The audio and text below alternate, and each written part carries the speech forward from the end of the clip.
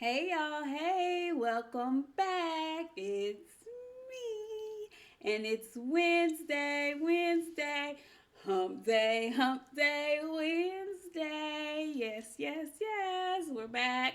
It's the middle of the week. Good to see you guys, good to be here. And I just have a question. What are the gas prices like in your neck of the woods? Huh? Uh-huh. I can recall a couple of weeks ago when this war in the Ukraine was, all plastered over everywhere. Russia is invading Ukraine. And I remember a lot of folks over here in this good USA. It was like, that ain't got nothing to do with us. God bless them. I hope everything works out for them, but that ain't our business over here. I don't think it's been 2 good weeks yet, and we over here crying real hard about these gas prices. I'm saying that to say this. All things work together in this mystical, magical world that we live in. And even though you may not think you're going to be tied to some stuff that happens way on the other side of the earth, when you live in a country that barters and buys and shares and exports and imports with other countries, you're going to see some kind of residual effects of what's going on. And that's what we're dealing with our gases and with our gas prices. So, yeah, apparently we get a lot of gas and oil and whatnot from Russia. And yeah, the prices on gas have been rising to the top. So let's all be very cautious before we just dismiss stuff and write things off that we think have nothing to do with us. Be very careful.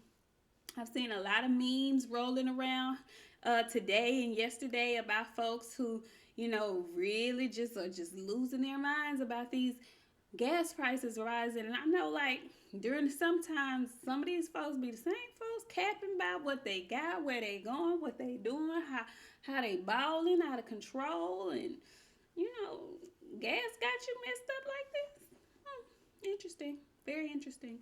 Anyway, that's all I have to say about that. Moving along, listen, y'all. Sports world got blew up. Well, not blown up, but oh, that was a bad pun considering I just talked about the board. Let's just say the NFL had some exciting news. Let's start there. So yesterday we find out first in the morning we find out that Aaron Rodgers he signs this huge blockbuster deal, to stay with the Green Bay Packers. I think it's like $200 million for 4 years, which is basically going to close out his career. I tell you what, Aaron be having failed relationships. He be having issues with his family, but he has no problems when it comes to getting his money from them Green Bay Packers. Do you understand me? I don't know what kind of relationship he has with that front office, but baby, they pay him and they pay him well. So he is gonna, I guess, unless something crazy happens, he's gonna finish his career with the Green Bay Packers. And I know my brother, who is the biggest cheesehead that I know of, is jumping for joy. So maybe they can get another Super Bowl in before he retires or something, because they put the whole franchise on his back. Now, there was another quarterback who made headlines yesterday because he actually did not stay with the team that he was drafted to.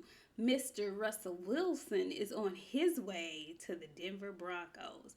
Now, I know a lot of Denver Broncos fans. In my old job, the position that I used to work in, was a lot of older gentlemen who loved the Broncos because they used to love John Elway. But, they haven't really had any glory days since Peyton Manning brought them that one championship a few years back. Well, I'm very interested to see how Russell does in Denver. I'm a huge fan of Russell Wilson. I like him. I love what he stands for. He's a really good quarterback. He's smaller quarterback, so they didn't give him much of a chance coming into the league. He should actually have 2 Super Bowls instead of that one. I don't know why he didn't call an audible and get that ball to the beast mode. They could have beat New England. That would have been one less Super Bowl for Tom Terrific. Anyway, I'm not gonna even go down that lane. I'm just not gonna do it. But I hope Russell Wilson can some kind of way finagle himself another Super Bowl, at least another Super Bowl appearance in Denver. That's going to be very interesting. I cannot wait to see how that, works out. Then today there was other quarterback movement in the NFL. We have Carson Wentz, who looks like he's going to be going to, who is it? The Colts, I believe he's going to be going to. Is it the Colts? No, he's leaving the Colts. He's only with the Colts for a year. That's what it was. He's only with the Colts for a year. He left the Eagles, couldn't get her done there. So he went, he had the guy behind him breathing down his neck that took him to the Super Bowl. So, and it seems like they didn't really like him. His players, the other players didn't really like him there. So he left. He goes to the Colts. And he only did a year at the Colts. It didn't work out for him. So I think Carson Wentz plateaued really early in his career, and I just don't think he's ever really going to be as good as he was that first year. It was a big discussion on who was better, he or Dak, and blah blah blah. And I think both of them really have fallen off. They both did have bad injuries, so I'm not sure if that plays a part in it, but we'll see. He's going to the Washington Commanders. Now, formerly the Washington Skins. I'll say the Skins. I'm not going to say the derogatory term that they no longer call themselves. Not going to do that. But I wasn't a fan of the Washington Commanders either. And I'm going to tell you why. So y'all know I watch a lot of TV, right? So I love the show The Handmaid's Tale. And on that show, the crazy men who basically enslaved these women call themselves commanders. Commander Waterford. If you watch the show, you know who that is. And so when I first heard them calling themselves the Washington Commanders, I was like, there has got to be somebody in the room when they're having these discussions who should know that that's not, nah, we got to find another name. Commanders? That's almost as bad as overseer or something. I don't know. I don't get a good vibe from commanders. I don't know. That does something. It don't sit well with my spirit. It doesn't sit well with my spirit. So whatever the case may be, that's where Carson Wentz is going. So we have movement from Carson Wentz. Rodgers is staying put, and Russell Wilson is going to Denver. We're going to keep our nose to the, streets, see what other movement we have going on. Oh, and I don't know if it's been made official yet, but it seems like Amari Cooper is going to be cut from the Dallas Cowboys, which pisses me off because if they don't cut anybody, I feel like they should have cut Zeke. Zeke has not done a dadgum thing since he got his freaking money. And I, for one, was not in agreement with him skipping the line and skipping Dak to get his contract when Dak was the one who was up for his contract. I just wasn't a big fan of that because Zeke was not trustworthy. He was not trustworthy. Every summer, every offseason, he was getting into some shenanigans that he had no business getting into. And then he had the nerve to, pull rank and say he was going to hold out. And they gave into that. And he has not been the same since. Either he's hurt. He's always hurt. He's always freaking hurt. And my thing is, you already know that running backs, they don't have that longevity in the league. So he's already given you his good years. I mean, if we're gonna be doing business, let's talk business. They could have given him something, but they didn't have to give him what they gave him and then put Dak on the back burner and then have Dak potentially try to hold out and then Dak got hurt. It was just a big mess. It was a big mess, and my team has been in shambles since, and they made dumb decisions. And what I'm trying to say is if they're gonna cut anybody, they should cut Zeke. That's how I feel about it. Not even finna get on the Cowboys because they really get my blood pressure up. Anyway, moving on from football, we're going to move on to basketball.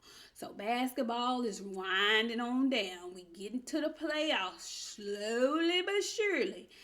My question is this. All the trades have been made. You know, it's going down to the wire. Harden is with the Nets. Ben Simmons is with the 70. No, yeah. Ben Simmons is with the Nets now. Yeah. Simmons is with the Nets. And Harden is with the 76ers and Embiid, right? Harden goes. He's up. He's playing. Now, you know Harden gets hurt too. But Harden, he be hurt and then he be faking. But whatever the case may be, he's playing. I'm trying to figure out what's wrong with Ben Simmons. Ben Simmons ain't played in almost 9 months, almost 10 months. He has not touched the basketball court. What kind of injury do you have now, sir? What's wrong with you that you can't get on the basketball court? This is one of the biggest games of the season coming up. Your former team versus your new team. What are you going there for if you're not suiting up to play? Nobody cares that you're sitting on the bench in the arena. If you're not finna suit up and play, why are you here, Ike? Why is she here, Ike? I don't understand this. I don't understand. Why are you not playing? You've had nothing but time to heal, nothing but time to get ready to play basketball. What are you doing? I'm so sick of these participation trophy babies. I don't know what to do. We coddle folks too much. We coddle grown people too much. It blows my mind. Your mind ain't mentally prepared to face the team that you've been sitting out on all year. Like, what are we doing, Ben Simmons? What are we doing here? And I'm kind of mad that nobody's really, am I the only one that feel like this? I'm sick of him. And I like Ben Simmons because he has game. But I'm going to tell you what's more important than game. What's more important than talent. And I don't care if it's basketball, football, entertainment. If your mental fortitude is not solid, you will not be successful. Cream is going to always rise to the top. At this point, in every professional genre, everybody has talent. You got to get your mind right. You got to keep your body healthy. If you're not doing that, what are they paying you for? They're not paying you for no photo op on the bench. Dude, get in the game. Get your head in the game and play like we know you can play. Now, y'all done made me go all the way on a tangent, and I wasn't trying to go there, but that just pisses me off. And I really do believe that all of this is a result of the participation trophy era. That's what I attributed all this to. Everybody is not a winner. Stop lying to your kids and telling them that. There are winners and there are losers. That is just the fact. Everybody can't be a freaking winner. That is another fact. You don't always have to be a loser, but you're not going to win all the dadgum time. So quit lying to your kids telling them that they're going to always win. Participation trophy is just a participation trophy. It's not for acknowledgement. That green participation ribbon we used to get, I would throw that in the trash.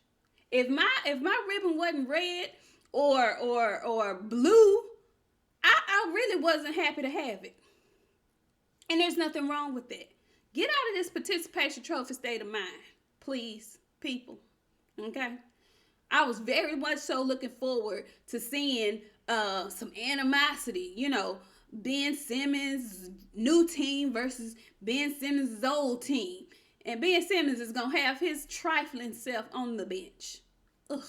Anyway, so that's all I have for you today, guys. stay put. You know, if you complaining about them gas prices and whatnot, y'all might want to stay at home. You know, you probably should be at home anyway, because uh, although they haven't been talking about it on the news, COVID is still out in these streets. Get somewhere and sit down. You know, from the COVID front to the gas front, y'all gonna be at home. Okay? Yeah. Get used to it. Enjoy your house. I'll see y'all next week.